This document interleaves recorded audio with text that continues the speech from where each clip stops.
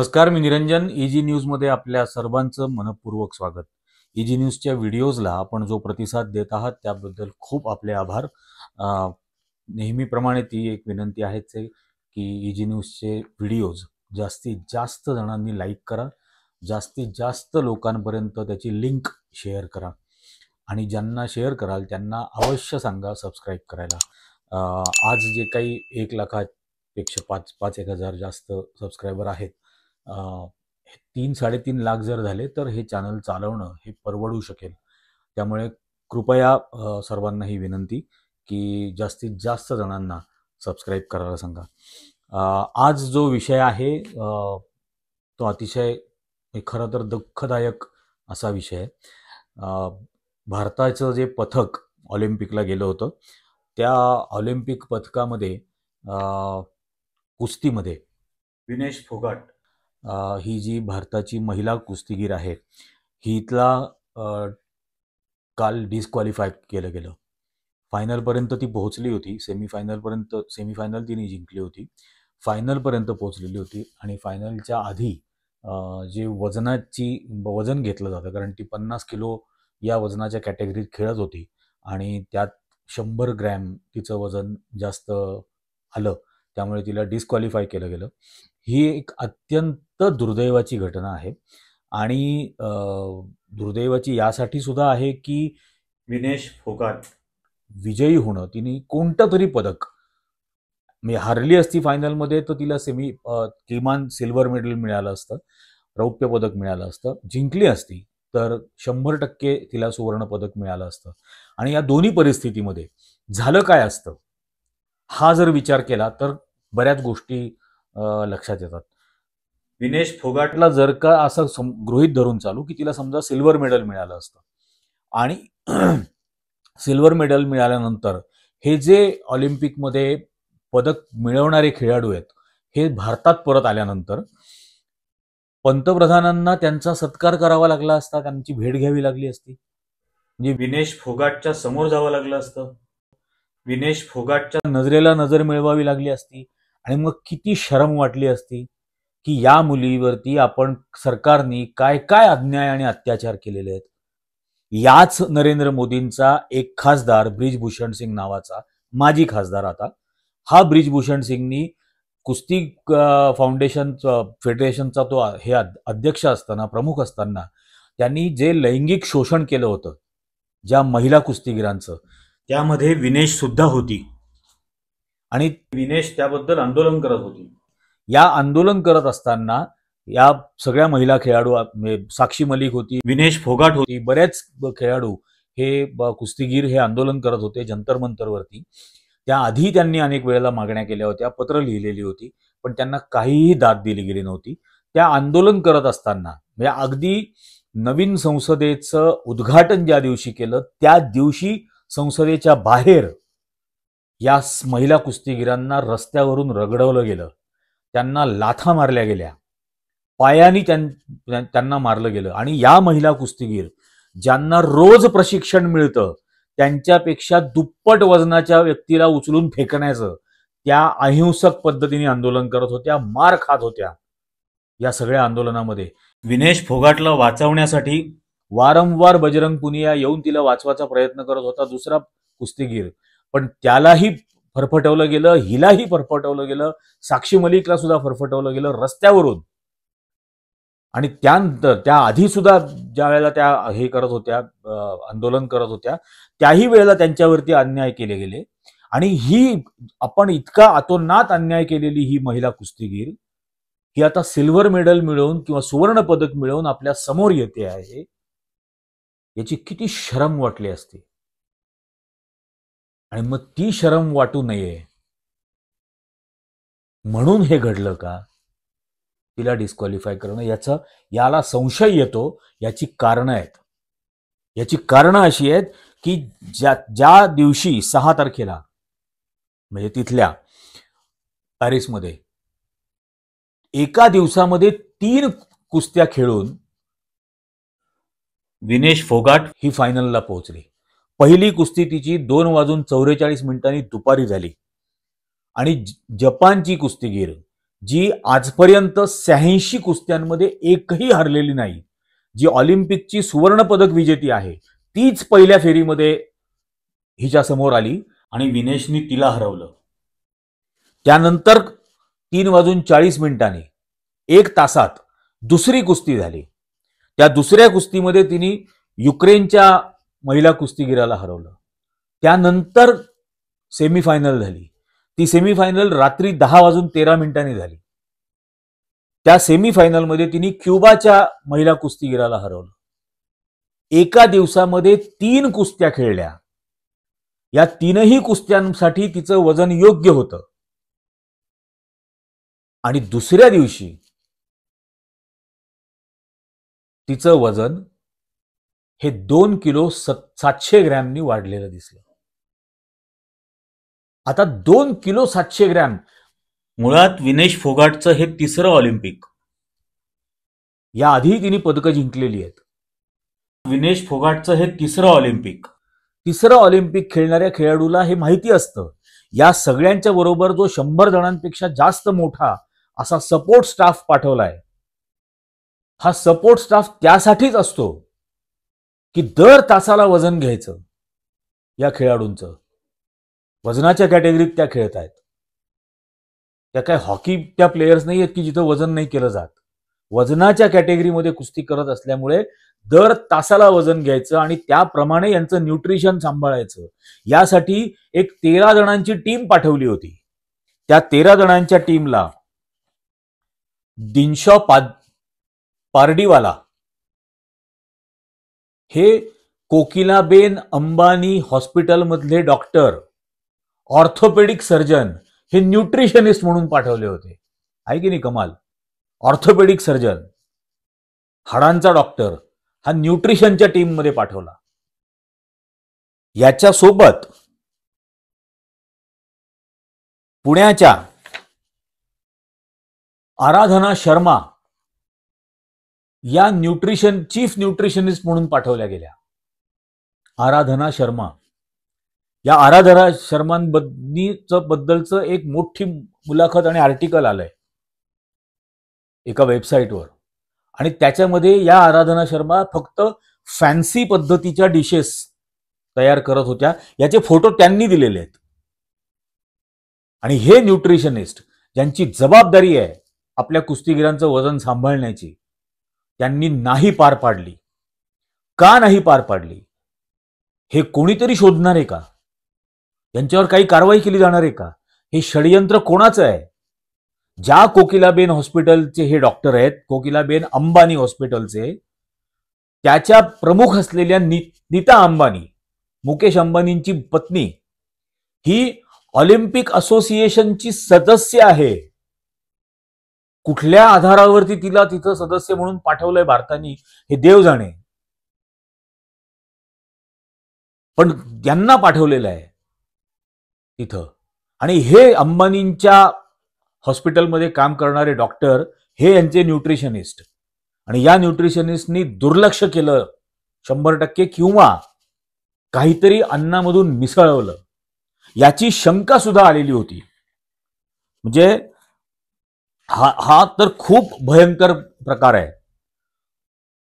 Unity Jat या नावाचा एक ट्विटर हँडल आहे, एक्सवरचं, आता नाव बदलल्यामुळे. त्यांनी त्याच दिवशी रात्री 8:23 हे ट्वीट केलं होतं की बिरजू के आका ने अंतरराष्ट्रीय स्तर पर साजिश रचना शुरू किया है कि कैसे भी करके विनेश को गोल्ड लाने से रोकना है. बिरजू म्हणजे कोण? ब्रिजभूषण सिंह के आका. उनकी प्लानिंग तो पहले ही मैच से मैं विनेश को बाहर करवाना था, लेकिन विनेश ने उसको हराया जो आज तक कभी नहीं हारी थी. अपनी आंखें 10 बजे से टीवी पर रखना. देश की बेटी के साथ नाइंसाफी हो सकती है. बिरजू और आका को मेडल और देश से प्यारी अपनी फर्जी इज्जत है. हे त्यांनी ट्वीट केलं होतं. हे ट्वीटही दाखवतोय आम्ही त्यांनी काय ट्वीट केलं. हा किती भयंकर षडयंत्र आहे. बरं 2 किलो 700 ग्रॅम वजन तिचं वाढल्यानंतर या मुलीनी रात्रभर झोपली नाही. रात्रभर ती जॉगिंग करत राहिली, सायकलिंग करत राहिली, स्टीम घेतली, सॉना घेतला. रात्रभर अन्नाचा कण खाल्ला नाही. सकाळी ज्या वेळेला तिला ती वजनाची टेस्ट करायला पाठवलं त्यावेळेला तिचं वजन 100 ग्रॅमनी जास्त भरलं. म्हणजे एका रात्रीत त्या मुलीने तिचं वजन 2 किलो 600 ग्रॅमनी कमी केलं. या मेहनतीची आणि कष्टाची काही कदर आहे? हे फक्त विनेश फोगाट बरोबर झालेलं षडयंत्र नाहीये, हे भारताच्या विरोधात केलेलं षडयंत्र आहे. आणि हे अत्यंत गंभीर प्रकरण आहे. या सगळ्याच्या बाबतीत म्हणजे अशा पद्धतीने ह्या सगळा निर्बुद्ध भारतीय जनता पक्षाचा आणि RSSचा हे अत्यंत देशद्रोही मानसिकतेची ट्विटर हँडल्स इतकं गलिच्छ पद्धतीने याच्यावरती बोलायला सुरुवात केली की देशाची लाज काढली हिनी, हिचं वजन जास्त भरलं, देश फसवत होती, चिटिंग करत होती. त्या मुलीने एका रात्रीत तिचं वजन कमी केलं. तिचं वजन कोणी वाढवलं हे शोधायला पाहिजे. ते शोधण्याच्या ऐवजी हे काय आहे तिच्याबद्दल अत्यंत घाणेरड्या पद्धतीने याच्याबद्दल संसदेमध्ये ज्यावेळेला विषय झाला त्यावेळेला या देशाचा मंत्री, क्रीडा मंत्री हा अत्यंत निर्लज्जपणाने असं बोलला, गुजरातचाच आहे तो असं बोलला की या कुस्तीगिरावर विघ्नेश फोगाटवरती भारत सरकारने 70 लाख रुपये खर्च केले. अरे तुम्ही केलेल्या 70 लाख रुपये खर्च हे खिशातून नाही केले, आमच्या करातून केले. आणि तिच्यावर 70 लाख खर्च केले, कमी केले असं आम्ही म्हणू. कारण ती या देशाला पदक मिळवून देणार होती, या देशाचं नाव जगात वाढवणार होती, जगात उंचावणार होती. हा जो कोण क्रीडा मंत्री आहे आणि याच्याबरोबर बसलेले केंद्रातले सगळे मंत्रिमंडळातले लोक आहेत, 25-25 लाख रुपये महिन्याला भाड्याच्या बंगल्यामध्ये राहतात. हे दर महिन्याला पगार किती घेतात आणि देशाला देता काय तुम्ही? वर्षाला अशा पद्धतीने 2-2, 2.5 कोटी रुपयाच्या भाडं असलेल्या घरांमध्ये, बंगल्यांमध्ये तुम्ही राहता. नागरिकांच्या कराच्या पैशामधून तुम्ही जगभर सगळीकडे विमानाने फुकट फिरता. सर्व प्रकारच्या फॅसिलिटीज तुम्हाला फुकट मिळतात. तुम्ही देशाला काय देता? लाज वाटली पाहिजे, शरम वाटायला हवी अशा पद्धतीची वक्तव्य या मंत्र्यांना करताना. काय दिलंय तुम्ही या देशाला आजपर्यंत? या खेळाडूंनी दिलंय. आणि हे झाल्यानंतर सुद्धा त्यांच्यावरती लैंगिक अत्याचार तुमच्या खासदारांनी केले. आणि हिला सुवर्ण पदक मिळाल्यानंतर जर पुन्हा मागणी झाली असती तर या ब्रिजभूषण सिंगला अटक करावी लागली असती, ही जगभर नाचक्की झाली असती नसती केली तर. इतकी शरम वाटायला हवी खरं तर. हे सगळं बघून वाचून संताप होतो. आणि हे सगळं झाल्यानंतर म्हणजे आंतरराष्ट्रीय पातळीवरचे ही भारताच्या ऑलिम्पिक पथकाची म्हणजे इंडियन ऑलिम्पिक असोसिएशनची प्रमुख PT उषा, जी राज्यसभेमध्ये खासदार आहे आणि ती एक उत्कृष्ट ऍथलीट होती, याचाही आम्हाला अभिमान आहे. पण हे ज्या वेळेला घडलं त्यावेळेला PT उषा आसपास सुद्धा नव्हती. ऑब्जेक्शन घेणार कोण? या संघटनेच्या मार्फत कोणीतरी तर तिथं हरकत घ्यायला हवी. आणि मुळात या सगळ्या टीमला जर हे माहिती होतं की हिचं वजन 100 ग्रॅमनी जास्त आहे तर तिला वजनाच्या टेस्टला पाठवलंच का बरं? सरळ सांगितलं असतं की ती इंज्युअर्ड आहे, आजारी पडलेली आहे, फायनल नाही खेळणार, तिला ऍटलिस्ट सिल्वर मेडल मिळालं असतं. फायनल नसती खेळली, सिल्वर मेडल तरी कमीत कमी मिळालं असतं. पण तिला पाठवलं,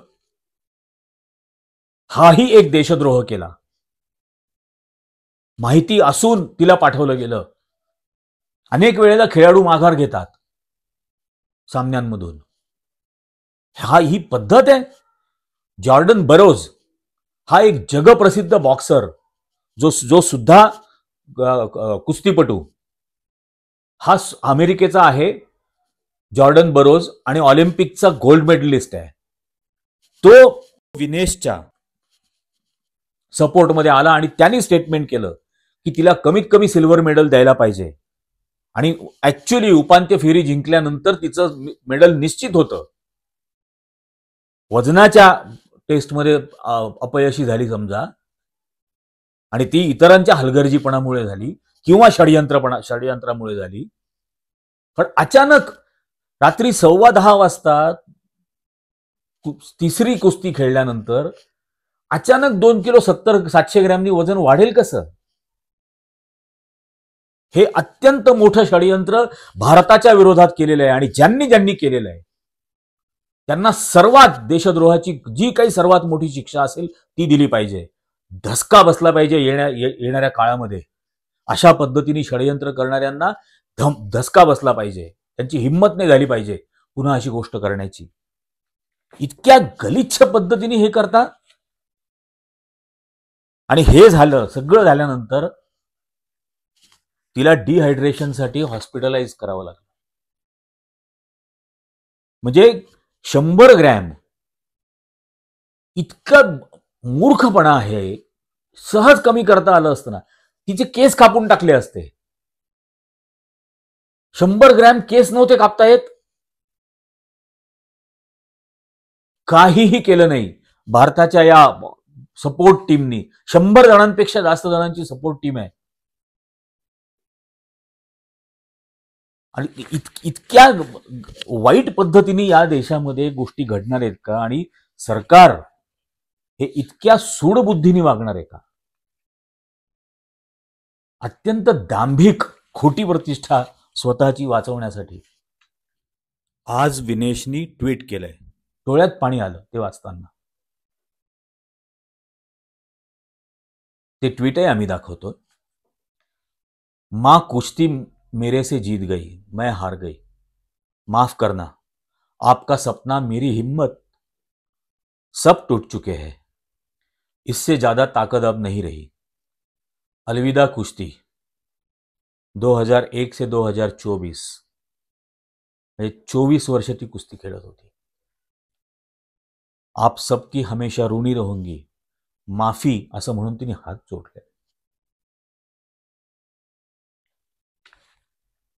एक अत्यंत धैर्यवान, सत्यासाठी लढणारी आणि एक उत्कृष्ट खेळाडू या देशाच्या व्यवस्थेने संपवली आहे. इतकी लाज वाटण्याची वेळ ही जगात कधी कुठल्या देशाच्या सरकारने कोणावर आणली नसेल. चंदन शिवे नावाचे एक कवी आहेत, नितीन चंदन शिवे. त्यांनी एक कविता केली आहे. प्रिय बहीण विनेश, तू गोल्ड पेक्षाही खूप जास्त काही देऊन गेलीस. एखाद्या गोऱ्या अंगाला पाहून उसाच्या फडात घेऊन जाणाऱ्या इथल्या वखवकलेल्या नजरा असणाऱ्या गिधाडांचा तू डोळा फोडलायस. समाजाला घाबरून पोरीला कोंडून ठेवणाऱ्या बापाच्या रक्ताला तू आग लावली आहेस. 7च्या आत घरात असं लिहिलेली भिंत तुझ्या दणक्याने तू उद्ध्वस्त केली आहेस. भाकरी थापणाऱ्या बांगड्या घातलेल्या हातांना तू कुस्ती खेळायला शिकवलंयस. विनेश, मेडलपेक्षाही या भारताच्या पिचलेल्या आणि झिजलेल्या लेकीला एक नवीन आकाश तू दिलंयस. तू जिद्द दिली आहेस, तू हिम्मत दिली आहेस आणि इथल्या नालायक व्यवस्थेच्या कानाखाली तू जाळ काढलायस. सावित्रीच्या हाताने फळ्यावर गिरवलेल्या त्या पहिल्या अक्षरांना तू मूठ आवळून मानवंदना दिली आहेस. प्रिय बहीण विनेश, तुला सलाम. आम्ही सर्व तुझे ऋणी आहोत. आजच्या भागात इतकंच. धन्यवाद.